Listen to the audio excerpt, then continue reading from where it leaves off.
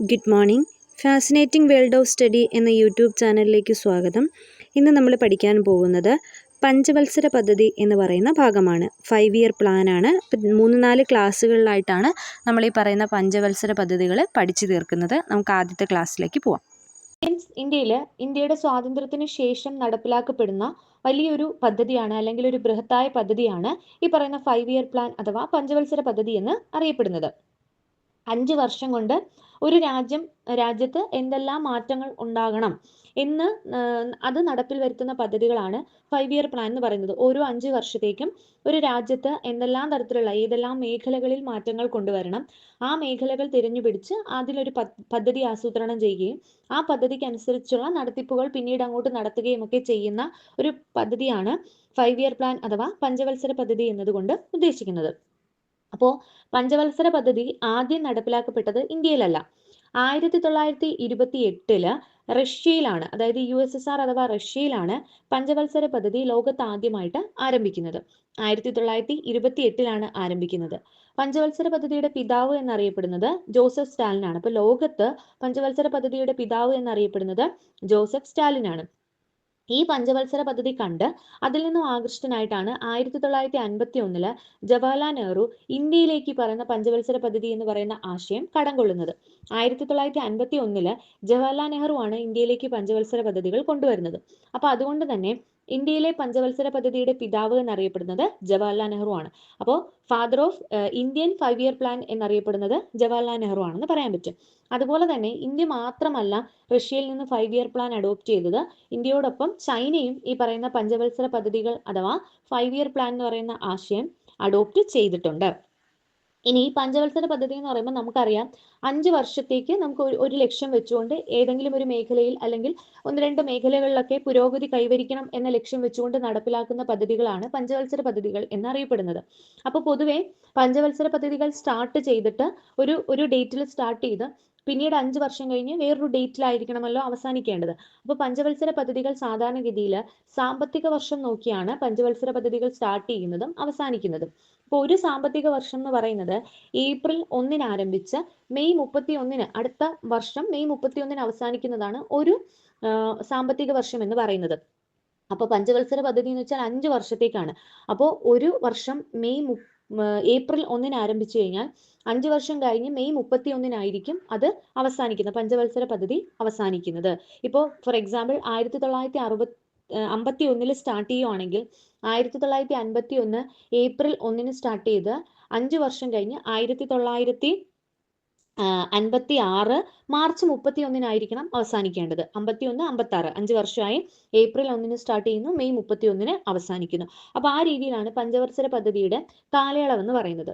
ഇനി പഞ്ചവത്സര പദ്ധതിക്ക് ഓരോ 5 വർഷവും എന്തൊക്കെ കാര്യങ്ങൾ നടപ്പിലാക്കണം എന്നുള്ള കാര്യങ്ങൾ, അല്ലെങ്കിൽ എന്തൊക്കെ പദ്ധതികളാണ് ഓരോ പഞ്ചവത്സര പദ്ധതിയിലും നടപ്പിലാക്കേണ്ടത് എന്നുള്ളത് ആ പദ്ധതികൾ തയ്യാറാക്കുന്നത് ആസൂത്രണ കമ്മീഷനാണ്. അപ്പോൾ പഞ്ചവത്സര പദ്ധതികൾ തയ്യാറാക്കുന്നത് ആസൂത്രണ കമ്മീഷനാണ്. ഈ ആസൂത്രണ കമ്മീഷൻ എന്ന് പറയുന്നത് നമ്മൾ 1951 പഞ്ചവത്സര പദ്ധതികൾ നമ്മളിലേക്ക് അഡോപ്റ്റ് ചെയ്ത് ആരംഭിച്ചു തുടങ്ങുന്നത്. അതിനൊക്കെ മുമ്പ് തന്നെ ആസൂത്രണ കമ്മീഷൻ പല രീതിയിലും പ്രവർത്തനം ആരംഭിച്ചിട്ടുണ്ടായിരുന്നു. അപ്പോൾ ആസൂത്രണ കമ്മീഷന്റെയും അതിന്റെ നാൾവഴികളെയും പറ്റി നമ്മൾ അടുത്ത ക്ലാസ്സിൽ എന്ത് ചെയ്യും, ഓൾറെഡി അടുത്ത ക്ലാസ്സിൽ നമ്മൾ ഡിസ്കസ് ചെയ്യും. ഇന്നിപ്പോൾ നമുക്ക് പഞ്ചവത്സര പദ്ധതികളാണ് പറയേണ്ടത്. അപ്പോൾ പഞ്ചവത്സര പദ്ധതി തയ്യാറാക്കുന്നത് ആസൂത്രണ കമ്മീഷനാണ്. എന്നാൽ ഈ പദ്ധതി പാസ്സാക്കുന്നത് NDC എന്ന് പറയുന്ന ഒരു ഏജൻസിയാണ്. NDC എന്ന് വെച്ച് കഴിഞ്ഞാൽ നാഷണൽ ഡെവലപ്മെന്റ് കൗൺസിലാണ്. അതായത് ദേശീയ വികസന സമിതിയാണ് ഈ പറയുന്ന പദ്ധതി അംഗീകരിക്കുന്നത് അല്ലെങ്കിൽ പാസ്സാക്കുന്നത്. അപ്പോൾ ആസൂത്രണ കമ്മീഷൻ ഓരോ 5 വർഷവും നടപ്പിലാക്കേണ്ട പദ്ധതികൾ ആസൂത്രണം ചെയ്യുകയും ആ പദ്ധതി പാസ്സാക്കി കൊടുക്കേണ്ടത് NDC ആണ്, അതായത് നാഷണൽ ഡെവലപ്മെന്റ് കൗൺസിലാണ്, അല്ലെങ്കിൽ ദേശീയ വികസന സമിതിയാണത് അംഗീകരിക്കേണ്ടതായിട്ട് ഉള്ളത്. ഇതാണ് പഞ്ചവത്സര പദ്ധതി അഥവാ 5 ഇയർ പ്ലാനെ പറ്റിയിട്ടുള്ള ഒരു രൂപം എന്ന് പറയുന്നത്. ഇനി ഈ പഞ്ചവത്സര പദ്ധതി ഇന്ത്യയിലെ 1951 മുതലാണ് നടപ്പിലാക്കപ്പെട്ടു തുടങ്ങിയത്. അപ്പൊ ഇന്ത്യയിൽ പ്രധാനമായിട്ടും 12 പഞ്ചവത്സര പദ്ധതികളാണ് ഇന്നേ വരെ നടപ്പിലാക്കിയിട്ടുള്ളത്. മൊത്തത്തിൽ ഇന്ത്യയിൽ 12 പഞ്ചവത്സര പദ്ധതികളാണ് ഉള്ളത്. അപ്പൊ നമുക്ക് ഓരോരോ പഞ്ചവത്സര പദ്ധതികളായിട്ട് നോക്കാം. അപ്പൊ ഇന്നത്തെ ക്ലാസ്സിൽ ഒരു 2-3 പഞ്ചവത്സര പദ്ധതികളെ പറ്റി നമുക്ക് ഡീറ്റെയിൽഡ് ആയിട്ട് നോക്കാം. അത് കഴിഞ്ഞ് ബാക്കി ക്ലാസ്സിൽ അടുത്തടുത്ത പഞ്ചവത്സര പദ്ധതികളെ പറ്റി കൂടി നോക്കാം. അതിൽ ഒന്നാം പഞ്ചവത്സര പദ്ധതി അഥവാ ഫസ്റ്റ് 5 ഇയർ പ്ലാൻ ആണ്. അപ്പോൾ 1951 സ്റ്റാർട്ട് ചെയ്യുന്നു, 1956 അവസാനിക്കുന്നു. ഏപ്രിൽ 1 സ്റ്റാർട്ട് ചെയ്ത് കഴിഞ്ഞാൽ മെയ് 31 ഓർത്തു വെച്ചിരുന്നാൽ മതി. അപ്പൊ 1951-56 ഒന്നാം പഞ്ചവത്സര പദ്ധതി കാലഘട്ടം എന്ന് പറയുന്നത്. ഈ ഒന്നാം പഞ്ചവത്സര പദ്ധതി സ്വാതന്ത്ര്യാനന്തരം ഇന്ത്യയിൽ നടക്കുന്ന ആദ്യത്തെ പഞ്ചവത്സര പദ്ധതിയാണ്.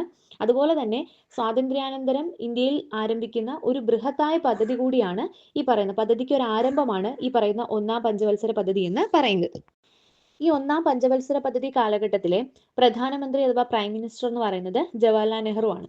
ഇനി ഒന്നാം പഞ്ചവത്സര പദ്ധതി എന്തിനൊക്കെയാണ് ഊന്നൽ നൽകിയത്, എന്തിന്റെ വികസനത്തിനൊക്കെയാണ് ഊന്നൽ നൽകിയതെന്ന് ചോദിച്ചു കഴിഞ്ഞാൽ ഒന്നാം പഞ്ചവത്സര പദ്ധതി കൃഷിയുടെ വികാസത്തിനാണ് ഊന്നൽ നൽകിയത്. അപ്പോൾ ഒന്നാം പഞ്ചവത്സര പദ്ധതി കൃഷിയുടെ വികാസത്തിന് ഊന്നൽ നൽകി, അതായത് പ്രാധാന്യം കൊടുത്തത് കൃഷിക്കാണ് പ്രാധാന്യം കൊടുത്തത്. കാർഷിക മേഖലയുടെ പുരോഗതിക്കാണ് ഒന്നാം പഞ്ചവത്സര പദ്ധതി പ്രാധാന്യം കൊടുത്തത്. അപ്പൊ കാർഷിക മേഖലയുടെ പുരോഗതി നടപ്പിലാക്കണമെങ്കിൽ ഈ കൃഷി ചെയ്യുന്നതിന് ആവശ്യമായിട്ടുള്ള ജലവിതരണവും കൂടി ഉറപ്പുവരുത്തണം. അപ്പൊ അതുകൊണ്ട് ജലസേചനത്തിനും ഇമ്പോർട്ടൻസ് കൊടുത്തു. അതുകൂടാതെ വൈദ്യുതിക്കും കുടുംബാസൂത്രണത്തിനും ഇമ്പോർട്ടൻസ് കൊടുത്ത ഒരു പഞ്ചവത്സര പദ്ധതിയാണ് ഒന്നാം പഞ്ചവത്സര പദ്ധതി. ഏറ്റവും മെയിൻ ആയിട്ടുള്ളത് കൃഷിക്ക് ഇമ്പോർട്ടൻസ് കൊടുത്തു എന്നുള്ളതാണ്. അതുകൊണ്ട് തന്നെ ഒന്നാം പഞ്ചവത്സര പദ്ധതിയെ കാർഷിക പദ്ധതി എന്നും അറിയപ്പെടാറുണ്ട്. പിന്നെ അതുപോലെ തന്നെ ഹരോൾഡ് ഡോമർ മോഡൽ എന്നും ഒന്നാം പഞ്ചവത്സര പദ്ധതിയെ അറിയപ്പെടുന്നുണ്ട്. അപ്പോൾ ഒന്നാം പഞ്ചവത്സര പദ്ധതിയെ അറിയപ്പെടുന്ന മറ്റൊരു പേര് ഹരോൾഡ് ഡോമർ മോഡൽ എന്നും ഒന്നാം പഞ്ചവത്സര പദ്ധതിയെ അറിയപ്പെടുന്നുണ്ട്. ഈ ഒന്നാം പഞ്ചവത്സര പദ്ധതി സമയത്ത് നമ്മൾ പറഞ്ഞു കാർഷിക മേഖലയിലെ പുരോഗതിയാണ് ലക്ഷ്യം വെക്കുന്നത്. കാർഷിക മേഖലയിലെ പുരോഗതി ലക്ഷ്യം വെക്കുക ഇൻ ദ സെൻസ് അവിടെ നല്ല രീതിയിൽ കൃഷി നടക്കണമെങ്കിൽ ജലസേചന സൗകര്യം കൂടി ലഭ്യമാക്കണം. അപ്പൊ ജലസേചന മാർഗങ്ങൾക്ക് വേണ്ടിയിട്ട് ഡാമിന്റെ പണി കഴിപ്പിക്കൽ നടന്ന ഒരു കാലയളവാണ് ഈ പറയുന്ന ഒന്നാം പഞ്ചവത്സര പദ്ധതി സമയത്തെ ആ സമയം എന്ന് പറയുന്നത്. ഹിരാക്കുട്ട്, ഫക്രാനങ്കർ, ദാമോദർ വാലി, മേത്തൂർ പോലുള്ള ഡാമുകൾ ഈ പറയുന്ന കാലയളവിൽ, അതായത് ഒന്നാം പഞ്ചവത്സര പദ്ധതി കാലഘട്ടത്തിൽ പണി കഴിപ്പിച്ച ഡാമുകളാണ്. ഏതൊക്കെയാണ്? ഹിരാക്കുട്ട്, ഫക്രാനങ്കർ, ദാമോദർ വാലി, മേത്തൂർ ഡാമുകൾ ഈ സമയത്ത് നിർമ്മിച്ച ഡാമുകളാണ്. അതുപോലെ നമ്മൾ പറഞ്ഞൊരു കാര്യമാണ് ഒന്നാം പഞ്ചവത്സര പദ്ധതി സമയത്ത് കുടുംബാസൂത്രണത്തിന് ഇമ്പോർട്ടൻസ് നൽകി എന്നുള്ള കാര്യം ഓർത്തു വെച്ചേക്കുക. കുടുംബാസൂത്രണത്തിന് ഇമ്പോർട്ടൻസ് നൽകി. ഒന്നാം പഞ്ചവത്സര പദ്ധതിയുടെ ആമുഖം തയ്യാറാക്കിയത് KN രാജാണ്. ഈ KN രാജ് എന്ന് പറയുന്നത് ഒരു മലയാളിയാണ്. അപ്പോൾ ഒന്നാം പഞ്ചവത്സര പദ്ധതിയിലെ മലയാളി സാന്നിധ്യമാണ് KN രാജ് എന്ന് പറയുന്നത്. ഓക്കെ, ഒന്നാം പഞ്ചവത്സര പദ്ധതിയുടെ ആമുഖം തയ്യാറാക്കിയത് KN രാജാണ്. അതുകൊണ്ട് തന്നെ ഒന്നാം പഞ്ചവത്സര പദ്ധതിയുടെ മലയാളി പിതാവ് എന്നറിയപ്പെടുന്നത് ആരാണ്? KN രാജാണ്. അപ്പൊ ഒന്നാം പഞ്ചവത്സര പദ്ധതിയുടെ മലയാളി പിതാവ് എന്നറിയപ്പെടുന്നത് KN രാജാണ്. പക്ഷെ ലോകത്തിലെ ഒന്നാം പഞ്ചവത്സര പദ്ധതിയുടെ പിതാവ് എന്നറിയപ്പെടുന്നത് ജോസഫ് സ്റ്റാലിനാണ്. എന്നാൽ ഇന്ത്യയിൽ ഒന്നാം പഞ്ചവത്സര പദ്ധതിയുടെ പിതാവ് എന്നറിയപ്പെടുന്നത് ആ പദ്ധതി കൊണ്ടുവന്ന ജവഹർലാൽ നെഹ്റു ആണ്. എന്നാൽ ഒന്നാം പഞ്ചവത്സര പദ്ധതിയുടെ മലയാളി പിതാവ് എന്നറിയപ്പെടുന്നത് KN രാജാണ്. അദ്ദേഹം ഒരു മലയാളിയാണ്. ഒന്നാം പഞ്ചവത്സര പദ്ധതിയുടെ ആമുഖം തയ്യാറാക്കിയത് ഈ പറയുന്ന KN രാജാണ്. നമ്മൾ നേരത്തെ പറഞ്ഞു ഒരുപാട് കാര്യങ്ങൾക്ക് കൃഷിയാണ് മെയിൻ ആയിട്ട് ഫോക്കസ് ചെയ്തത്. ജലസേചനം, കുടുംബാസൂത്രണം, അങ്ങനെ കുറച്ച് കാര്യങ്ങളിൽ പ്രാധാന്യം നൽകിയ ഒരു പഞ്ചവത്സര പദ്ധതിയാണ് ഒന്നാം പഞ്ചവത്സര പദ്ധതി. അപ്പൊ ഇതുമായിട്ട് ബന്ധപ്പെട്ട് ഒരുപാട് സ്ഥാപനങ്ങളും അതുപോലെ ഒരുപാട് പുതിയ പുതിയ സംരംഭങ്ങളും ഒക്കെ രൂപപ്പെടുന്നത് ഈ ഒരു കാലയളവിലാണ്. അതിലൊന്നാണ് ഡാമുകൾ നിർമ്മിച്ചു എന്ന് പറഞ്ഞു. ഹിരാക്കുട്ട്, ഫക്രാനങ്കർ, ദാമോദർ വാലി, മേത്തൂർ ഡാമുകൾ നിർമ്മിച്ചു. അതുപോലെ തന്നെ ഈ പറയുന്ന കുടുംബാസൂത്രണത്തെ കൂടുതൽ പ്രൊമോട്ട് ചെയ്യുന്നതിന് വേണ്ടിയിട്ട് കമ്മ്യൂണിറ്റി ഡെവലപ്മെന്റ് പ്രോഗ്രാം സ്റ്റാർട്ട് ചെയ്തു. 1952 കമ്മ്യൂണിറ്റി ഡെവലപ്മെന്റ് പ്രോഗ്രാം സ്റ്റാർട്ട് ചെയ്തത് ഒന്നാം പഞ്ചവത്സര പദ്ധതി സമയത്താണ്. ഇനി അതുപോലെ തന്നെ ഒന്നാം പഞ്ചവത്സര പദ്ധതി കാലഘട്ടത്തിലാണ് UGC അഥവാ യൂണിവേഴ്സിറ്റി ഗ്രാൻഡ് കമ്മീഷൻ ഹയർ എഡ്യൂക്കേഷനെ പ്രൊമോട്ട് ചെയ്യുന്നതിന് വേണ്ടി നിലവിൽ വന്നു. അതുപോലെ തന്നെ 5 IITsകൾ നിലവിൽ വന്നു. അതായത് ഇന്ത്യൻ ഇൻസ്റ്റിറ്റ്യൂട്ട് ഓഫ് ടെക്നോളജി, അത് 5 എണ്ണം നിലവിൽ വന്നു. എവിടേക്കാണ്? ഖരഗ്പൂർ, അതുപോലെ ബോംബെ, മദ്രാസ്, ഡൽഹി, കാൺപൂർ, ഇത്രയും IITs വന്നു. അതായത് Kharagpur IIT, Bombay IIT, Madras IIT, അതുപോലെ ഡൽഹി IIT, കാൺപൂർ IIT, ഇത്തരത്തിൽ 5 IITsകൾ ഈ പറയുന്ന ഒന്നാം പഞ്ചവത്സര പദ്ധതി കാലഘട്ടത്തിലാണ് ഡെവലപ്ഡ് ആയിട്ട് വന്നത്. ഇനി പ്രധാനപ്പെട്ട കേരളത്തിലെ 2 സംരംഭങ്ങൾ അല്ലെങ്കിൽ കേരളത്തിൽ നിർമ്മിച്ച 2 എണ്ണമാണ് തോട്ടപ്പള്ളി സ്പിൽവേയും തണ്ണീർമുക്കം ബണ്ടും. ഇത് 1955 കുട്ടനാടിൽ സ്ഥാപിതമായതാണ്. ഒന്നാം പഞ്ചവത്സര പദ്ധതിയുടെ നേട്ടങ്ങളിൽ ഒന്നാണ് ഈ പറയുന്ന തണ്ണീർമുക്കം ബണ്ടും തോട്ടപ്പള്ളി സ്പിൽവേയും. അപ്പൊ കുട്ടനാടിന്റെ ഒരു പ്രത്യേകത എന്ന് പറയുന്നത് സമുദ്രനിരപ്പിൽ നിന്നും താഴ്ന്നു കിടക്കുന്ന ഒരു പ്രദേശമാണ് കുട്ടനാട് എന്ന് പറയുന്നത്. എപ്പോഴും വെള്ളം കയറുന്ന ഒരു പ്രദേശമാണ് കുട്ടനാട്. അപ്പോൾ കുട്ടനാടിനെ വെള്ളപ്പൊക്കത്തിൽ നിന്ന് രക്ഷിക്കുന്നതിന് വേണ്ടിയിട്ട് വന്ന ഒരു സംരംഭമാണ് തണ്ണീർമുക്കം ബണ്ട് എന്ന് പറയുന്നത്. അപ്പൊ കുട്ടനാടിനെ വെള്ളപ്പൊക്കത്തിൽ നിന്ന് തടയുന്നതിന് വേണ്ടി സ്ഥാപിതമായതാണ് തണ്ണീർമുക്കം ബണ്ട്. എന്നാൽ തോട്ടപ്പള്ളി സ്പിൽവേ എന്താണ്? കുട്ടനാട്ടില് ഉപ്പുവെള്ളം കയറുന്നത് തടയുന്നതിന് വേണ്ടി നിർമ്മിക്കപ്പെട്ടതാണ് തോട്ടപ്പള്ളി സ്പിൽവേ. അപ്പൊ ആ വ്യത്യാസം ആലോചിച്ചേക്കണം. ജസ്റ്റ് വെള്ളപ്പൊക്കം തടയുന്നതിന് വേണ്ടി വന്നതാണ് തണ്ണീർമുക്കം ബണ്ട്, എന്നാൽ ഉപ്പുവെള്ളം തടയുന്നതിന് വേണ്ടി വന്നതാണ് തോട്ടപ്പള്ളി സ്പിൽവേ. ഇത് രണ്ടും ഈ പറയുന്ന ഒന്നാം പഞ്ചവത്സര പദ്ധതി സമയത്ത് പണി കഴിപ്പിച്ചതാണ്. ഇനി ഒന്നാം പഞ്ചവത്സര പദ്ധതി ലക്ഷ്യം വെച്ച വിജയം എന്ന് പറയുന്നത്, ലക്ഷ്യം വെച്ച വളർച്ചാ നിരക്ക് എന്ന് പറയുന്നത് 2.1% വളർച്ച കൈവരിക്കണം എന്നതാണ് ഒന്നാം പഞ്ചവത്സര പദ്ധതി ലക്ഷ്യം വെച്ചത്. അതായത് നമ്മൾ ഇത്രയും ഔട്ട്പുട്ട് പ്രതീക്ഷിക്കത്തില്ല, നമ്മൾ ഇത്ര ഇൻപുട്ടുകൾ കൊടുക്കുന്നു, അവസാനം 5 വർഷം കഴിയുമ്പോൾ നമുക്ക് ഇത്ര നേട്ടങ്ങൾ അല്ലെങ്കിൽ ഇത്ര വളർച്ചാ നിരക്ക് നമുക്ക് കൈവരിക്കണം. നമ്മൾ എന്തെങ്കിലും ഒരു കാര്യം ചെയ്യുന്നതിന് നമുക്കൊരു ഔട്ട്പുട്ട് വേണ്ടേ?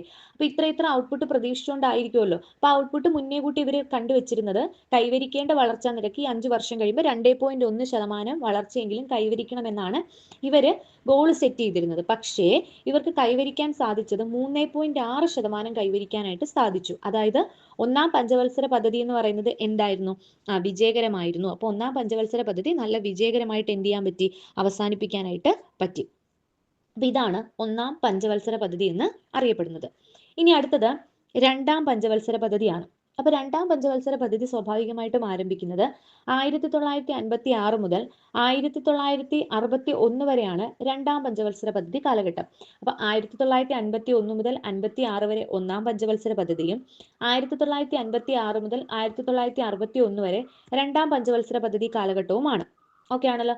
രണ്ടാം പഞ്ചവത്സര പദ്ധതി സമയത്തെയും പ്രധാനമന്ത്രി ആരായിരുന്നു? ജവഹർലാൽ നെഹ്റു തന്നെയായിരുന്നു പ്രധാനമന്ത്രി എന്ന് പറയുന്നത്. ഈ രണ്ടാം പഞ്ചവത്സര പദ്ധതിയെ മഹലനോബിസ് മോഡൽ എന്നും അറിയപ്പെടുന്നുണ്ട്. മഹലനോബിസ് മോഡൽ എന്നും രണ്ടാം പഞ്ചവത്സര പദ്ധതിയെ അറിയപ്പെടുന്നുണ്ട്. രണ്ടാം പഞ്ചവത്സര പദ്ധതി ഇമ്പോർട്ടൻസ് നൽകിയത് വ്യാവസായിക മേഖലയ്ക്കാണ് ഇമ്പോർട്ടൻസ് നൽകിയത്. ഒന്നാം പഞ്ചവത്സര പദ്ധതി കൃഷിയിലൂടെ മികവിന് വേണ്ടി ലക്ഷ്യം കണ്ടെങ്കിലും രണ്ടാം പഞ്ചവത്സര പദ്ധതിയുടെ ലക്ഷ്യം കൃഷി കഴിഞ്ഞു. ഇനി എന്തിലേക്ക് ഫോക്കസ് ചെയ്യണം? വ്യവസായത്തിലേക്ക് ഫോക്കസ് ചെയ്യണം. അപ്പോൾ വ്യാവസായിക മേഖലയിലെ ഉയർച്ചയ്ക്ക് ഫോക്കസ് നൽകിയ ഒരു വ്യവസായ പദ്ധതിയാണ് രണ്ടാം പഞ്ചവത്സര പദ്ധതി. അതുകൊണ്ട് തന്നെ രണ്ടാം പഞ്ചവത്സര പദ്ധതിയെ വ്യവസായ പദ്ധതി അല്ലെങ്കിൽ വ്യവസായ പ്ലാൻ എന്നൊക്കെയാണ് രണ്ടാം പഞ്ചവത്സര പദ്ധതി അറിയപ്പെടുന്നത്. അതുപോലെ തന്നെ മഹലനോബിസ് മോഡൽ എന്നും രണ്ടാം പഞ്ചവത്സര പദ്ധതിയെ അറിയപ്പെടുന്നുണ്ട്. അപ്പോൾ വ്യവസായത്തിന് കൂടുതൽ പ്രാധാന്യം നൽകുന്നതിന് വേണ്ടിയിട്ട് 1956 വ്യാവസായിക നയത്തിന്റെ അടിസ്ഥാനത്തിലാണ് ഇവർ ഓരോ കാര്യങ്ങൾ ചെയ്തത്. ദേശീയ ഹൈവേസ് ആക്ട് നിലവിൽ വന്നു. അതുപോലെ ഒരുപാട് ഖാദി ഗ്രാമങ്ങൾ സൃഷ്ടിക്കപ്പെട്ടു. അപ്പൊ അത്തരത്തിലെ വ്യവസായത്തിന് കൂടുതൽ പ്രാധാന്യം നൽകിയ ഒരു പഞ്ചവത്സര പദ്ധതിയാണ്. അപ്പൊ നമ്മൾ ഇമ്പോർട്ടൻ്റ് ആയിട്ട് ഓർത്തിരിക്കേണ്ടത്, വ്യവസായത്തിന് കൂടുതൽ പ്രാധാന്യം നൽകുന്നത് കൊണ്ട് തന്നെ വ്യാവസായിക സ്ഥാപനങ്ങൾ എന്ത് ചെയ്യണം? ഡെവലപ്ഡ് ആയിട്ട് വരണം. അപ്പൊ അത്തരത്തില് രണ്ടാം പഞ്ചവത്സര പദ്ധതി സമയത്ത് വന്ന അയൺ ആൻഡ് സ്റ്റീൽ കമ്പനികളാണ് ഫിലായ്, ദുർഗാപൂർ, റൂക്കേല പോലുള്ള അയൺ ആൻഡ് സ്റ്റീൽ കമ്പനീസുകൾ നിലവിൽ വന്നത് ഈ പറയുന്ന രണ്ടാം പഞ്ചവത്സര പദ്ധതി കാലഘട്ടത്തിലാണ്. ഫിലായി, ദുർഗാപൂർ, റൂക്കേല പോലുള്ള അയൺ ആൻഡ് സ്റ്റീൽ കമ്പനീസുകൾ നിലവിൽ വന്നത് ഈ പറയുന്ന രണ്ടാം പഞ്ചവത്സര പദ്ധതി കാലഘട്ടത്തിലാണ്. അപ്പൊ അതുകൊണ്ട് തന്നെ ഈ പറയുന്ന വ്യവസായിക സ്ഥാപനങ്ങൾ വരും. അപ്പൊ തൊഴിലില്ലായ്മ ഇല്ലാതാകും, വരുമാനം വർദ്ധിക്കും. അപ്പൊ അത്തരത്തിൽ സമ്പദ്ഘടനയിൽ ഉയർച്ച കൊണ്ടുവരാൻ പറ്റും എന്നൊക്കെയാണ് രണ്ടാം പഞ്ചവത്സര പദ്ധതി ലക്ഷ്യം വെച്ചത്. അതുപോലെ ഈ പറയുന്ന രണ്ടാം പഞ്ചവത്സര പദ്ധതി സമയത്താണ് Tata institute of fundamental research സ്ഥാപിതമാകുന്നത്. ഇന്ത്യൻ ഇൻസ്റ്റിറ്റ്യൂട്ട് ഓഫ് മാനേജ്മെന്റ് സ്ഥാപിതമാകുന്നതും രണ്ടാം പഞ്ചവത്സര പദ്ധതി സമയത്താണ്. അതായത് വ്യാവസായിക സ്ഥാപനങ്ങൾ വരുന്നു, വ്യവസായത്തെ പുരോഗതിയിലേക്ക് കൊണ്ടുവരുന്ന അതുമായിട്ട് റിലേറ്റ് ചെയ്തിട്ടുള്ള സ്ഥാപനങ്ങൾ മിക്കവാറും പണി കഴിപ്പിച്ച് തുടങ്ങുന്നത് രണ്ടാം പഞ്ചവത്സര പദ്ധതി സമയത്താണ്. രണ്ടാം പഞ്ചവത്സര പദ്ധതി ലക്ഷ്യം വെച്ച വളർച്ചാ നിരക്ക് എന്ന് പറയുന്നത് 4.5% വളർച്ചാ നിരക്കാണ് ലക്ഷ്യം വെച്ചത്. അതേസമയം കൈവരിക്കാൻ കഴിയുന്നത് 4.27%. വളരെ കുറച്ച് വ്യത്യാസമേ ഉണ്ടായുള്ളൂ. എങ്കിലും വിജയകരമായിട്ടുള്ള ഒരു പഞ്ചവത്സര പദ്ധതി തന്നെയായിരുന്നു രണ്ടാം പഞ്ചവത്സര പദ്ധതി. വലിയ വ്യത്യാസമൊന്നുമില്ലല്ലോ. 4.5 ലക്ഷ്യം വെച്ചു, പക്ഷെ 4.27 ഓൾമോസ്റ്റ് അടുത്ത് തന്നെ അടുത്ത ലക്ഷ്യത്തിലേക്ക് തന്നെ കൈവരിക്കാൻ കഴിഞ്ഞു. അപ്പൊ രണ്ടാം പഞ്ചവത്സര പദ്ധതിയും വിജയകരമായിട്ട് അവസാനിച്ച ഒരു പഞ്ചവത്സര പദ്ധതിയാണ്. ഇനി അത് കഴിഞ്ഞിട്ട് അടുത്തൊരു പഞ്ചവത്സര പദ്ധതിയാണ് മൂന്നാം പഞ്ചവത്സര പദ്ധതി എന്ന് അറിയപ്പെടുന്നത്. അപ്പൊ മൂന്നാം പഞ്ചവത്സര പദ്ധതി കാലഘട്ടം എന്നാണ്? 1961 മുതൽ 1966 വരെയാണ് മൂന്നാം പഞ്ചവത്സര പദ്ധതി കാലഘട്ടം എന്ന് അറിയപ്പെടുന്നത്. ഈ മൂന്നാം പഞ്ചവത്സര പദ്ധതിയെ ജോൺ ഡാഡി ആൻഡ് ചക്രവർത്തി മോഡൽ എന്നും അറിയപ്പെടുന്നുണ്ട്. ജോൺ ഡാഡി ആൻഡ് ചക്രവർത്തി മോഡൽ എന്നറിയപ്പെടുന്ന പഞ്ചവത്സര പദ്ധതി കൂടിയാണ് തേർഡ് 5 ഇയർ പ്ലാൻ എന്ന് അറിയപ്പെടുന്നത്. ഇനി മൂന്നാം പഞ്ചവത്സര പദ്ധതിയുടെ ലക്ഷ്യം എന്ന് പറയുന്നത് സമ്പദ് വ്യവസ്ഥയിലും അതുപോലെ തന്നെ ഭക്ഷ്യ മേഖലയിലുമൊക്കെ സ്വയം പര്യാപ്തത കൈവരിക്കുക. ആദ്യത്തെ പഞ്ചവത്സര പദ്ധതിയുടെ ലക്ഷ്യം കൃഷി മേഖലയിലെ വികാസമായിരുന്നു. രണ്ടാമത്തത് വ്യാവസായിക മേഖലയിലെ വികാസമായിരുന്നു. മൂന്നാമത്തത് വ്യവസായത്തിലും കൃഷിയിലും നമ്മൾ വികസിച്ചു കഴിഞ്ഞാൽ നമ്മുടെ സമ്പദ് വ്യവസ്ഥയും ഭക്ഷ്യ സമ്പദ് വ്യവസ്ഥയും വളരും, അല്ലെ? അപ്പോൾ ഭക്ഷ്യ സ്വയം പര്യാപ്തത, സമ്പദ്ഘടനയുടെ സ്വയം പര്യാപ്തത, ഇതാണ് മൂന്നാം പഞ്ചവത്സര പദ്ധതി എന്ത് ചെയ്തത്, ലക്ഷ്യം വെച്ചത്. ഈ മൂന്നാം പഞ്ചവത്സര പദ്ധതി സമയത്തെ പ്രധാനമന്ത്രിമാരെ പറ്റി കൂടി ഓർക്കാം. ഒന്നാം പഞ്ചവത്സര പദ്ധതി സമയത്തും രണ്ടാം പഞ്ചവത്സര പദ്ധതി സമയത്തും പ്രധാനമന്ത്രി അഥവാ പ്ലാനിംഗ് കമ്മീഷന്റെ അധ്യക്ഷൻ എന്ന് പറയുന്നത് ഈ പറയുന്ന ജവഹർലാൽ നെഹ്റു തന്നെ ആയിരുന്നു. എന്നാൽ മൂന്നാം പഞ്ചവത്സര പദ്ധതിയിലേക്ക് വരുമ്പോൾ മൂന്നാം പഞ്ചവത്സര പദ്ധതിയുടെ തുടക്ക സമയത്ത് ഈ ജവഹർലാൽ നെഹ്റു തന്നെയായിരുന്നു പ്രധാനമന്ത്രി ഇരുന്നത്. അതുപോലെ തന്നെ അദ്ദേഹമായിരുന്നു പ്ലാനിംഗ് കമ്മീഷന്റെ അധ്യക്ഷനായിട്ട് ഇരുന്നത്. പ്രധാനമന്ത്രിയാണല്ലോ പ്ലാനിംഗ് കമ്മീഷന്റെ അധ്യക്ഷൻ. അപ്പോൾ പ്ലാനിംഗ് കമ്മീഷന്റെ അധ്യക്ഷനായിട്ടിരുന്നതും പ്രധാനമന്ത്രി ആയിരുന്നതും ജവഹർലാൽ നെഹ്റു തന്നെയായിരുന്നു. എന്നാൽ 1964 ആയപ്പോൾ ജവഹർലാൽ നെഹ്റു അന്തരിച്ചു. അപ്പൊ ജവഹർലാൽ നെഹ്റു അന്തരിച്ചതിന് ശേഷം പിന്നീട് ഗുൽസാരിലാൽ നന്ദ ഒരു ആക്ടിംഗ് പ്രധാനമന്ത്രിയായിട്ട് നിന്നു. പിന്നീട് 1964 ലാൽ ബഹദൂർ ശാസ്ത്രി പ്രധാനമന്ത്രിയായിട്ട് വരികയാണ്. അപ്പൊ ലാൽ ബഹദൂർ ശാസ്ത്രി പ്രധാനമന്ത്രിയായിട്ട് വരുന്നു. അപ്പൊ അതുകൊണ്ട് തന്നെ അദ്ദേഹം പ്ലാനിംഗ് കമ്മീഷന്റെ അധ്യക്ഷനും കൂടിയായിട്ട് മാറുകയാണ്. അപ്പോൾ 1964 അദ്ദേഹം വരുന്നു. പക്ഷെ അദ്ദേഹവും 1966 മരിക്കുകയാണ്. ലാൽ ബഹദൂർ ശാസ്ത്രി 1966 മരിക്കുന്നു. അപ്പോൾ മരിച്ചതിന് ശേഷം വീണ്ടും ഈ പറയുന്ന നേരത്തെ വന്ന ഗുൽസാരിലാൽ നന്ദ ആക്ടിംഗ് പ്രധാനമന്ത്രിയാകുന്നു. പ്രധാനമന്ത്രിയല്ല, ആക്ടിംഗ് പ്രധാനമന്ത്രിയാകുന്നു. പ്ലാനിംഗ് കമ്മീഷന്റെ അധ്യക്ഷനായിട്ട്, താൽക്കാലിക അധ്യക്ഷനായിട്ട് മാറുവാണ്. എന്നാൽ 1966 ഇന്ദിരാഗാന്ധി എന്ത് ചെയ്യുന്നുണ്ട്, പ്രധാനമന്ത്രിയായിട്ട് സ്ഥാനം കിട്ടുകയും പ്രധാനമന്ത്രിയായിട്ട് വരികയും അപ്പോൾ പ്ലാനിംഗ് കമ്മീഷൻ അധ്യക്ഷനായിട്ട് മാറുകയും ചെയ്യുന്നു. അപ്പൊ ഇതിൽ നിന്ന് നമുക്ക് മനസ്സിലാക്കാം, മൂന്നാം പഞ്ചവത്സര പദ്ധതിയുടെ ആരംഭത്തിൽ പ്രധാനമന്ത്രിയായിരുന്നത് ജവഹർലാൽ നെഹ്റുവും മൂന്നാം പഞ്ചവത്സര പദ്ധതി 1966 അവസാനിക്കുമ്പോൾ ഈ പറയുന്ന പ്രധാനമന്ത്രി എന്ന് പറയുന്നത് ഇന്ദിരാഗാന്ധിയുമായിട്ട് മാറി. അതൊന്ന് ഓർത്ത് വെക്കാൻ വേണ്ടിയിട്ടാണ് ഈ നാൾ വഴി ഒന്ന് പറഞ്ഞത്. ഇനി നമുക്ക് മൂന്നാം പഞ്ചവത്സര പദ്ധതിയിലേക്ക് തിരിച്ചു വരാം. മൂന്നാം പഞ്ചവത്സര പദ്ധതി കാലഘട്ടത്തിൽ നമ്മൾ പറഞ്ഞു ഹരിത വിപ്ലവം പറഞ്ഞു. മൂന്നാം പഞ്ചവത്സര സമയത്താണ് ഹരിത വിപ്ലവം പൊട്ടിപ്പുറപ്പെട്ടതെന്ന് പറഞ്ഞു. അപ്പോൾ ഹരിത വിപ്ലവം ആരംഭിച്ചത് മൂന്നാം പഞ്ചവത്സര പദ്ധതിയുടെ സമയത്താണ് ഹരിത വിപ്ലവം ആരംഭിച്ചത്. അപ്പൊ ഹരിത വിപ്ലവത്തെ പറ്റി കൂടുതൽ അറിയണമെങ്കിൽ കഴിഞ്ഞ ക്ലാസ് കാണാം.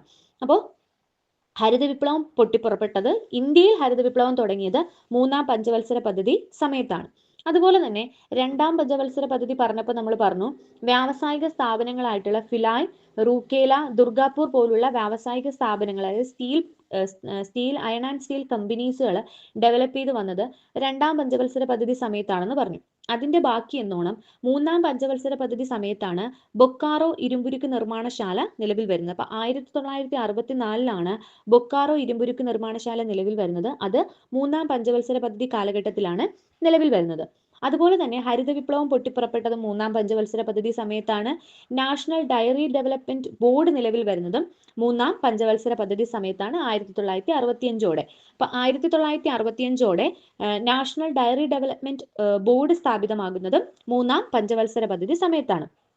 എന്നാൽ ഈ മൂന്നാം പഞ്ചവത്സര പദ്ധതി നടക്കുന്ന സമയത്ത് ഏകദേശം ഒരു 1962 ആയ സമയത്ത് ഇന്ത്യ ചൈന യുദ്ധം വന്നു. പിന്നീട് അങ്ങോട്ട് ഇന്ത്യ പാകിസ്ഥാൻ യുദ്ധം വന്നു. പിന്നെ മൺസൂൺ കാലാവസ്ഥയിൽ ഉണ്ടാകുന്ന വ്യത്യാസങ്ങൾ കാരണം ഒരുപാട് പ്രശ്നങ്ങൾ ഇന്ത്യ നേരിടേണ്ടതായിട്ടൊക്കെ വന്നു. അപ്പൊ പ്രധാനമായിട്ടും ഇന്ത്യ ചൈന വാർ, അതുപോലെ ഇന്ത്യ പാകിസ്ഥാൻ വാർ ഒക്കെ നടക്കുന്നതിന്റെ ഫലമായിട്ട് ഈ മൂന്നാം പഞ്ചവത്സര പദ്ധതികൾ സത്യത്തിൽ നമ്മൾ കൈവരിക്കേണ്ട ആ ഒരു നേട്ടം കൈവരിക്കാനായിട്ട് സാധിച്ചില്ല.